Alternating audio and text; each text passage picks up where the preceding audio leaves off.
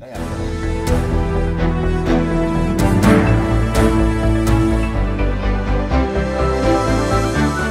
आपले मंत्री अब्दुल सत्तार साहेब यांच्यासोबत फोनवर चर्चा झाली. काय नेमकी चर्चा झाली?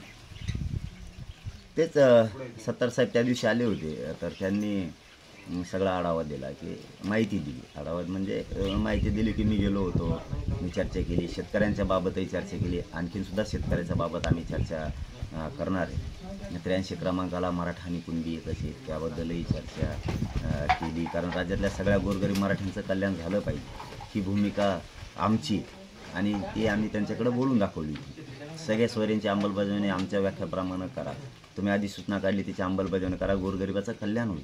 आम्ही तुम्हाला बोलतच नाहीत ना, मग बोलायची गरज नाही आम्हाला. तुम्हाला हैदराबादच्या गॅजेटचं, सातारा संस्थान, बॉम्बे गव्हर्नमेंटचं गॅजेट हे लागू करा, गोरगरिबांचं कल्याण होईल.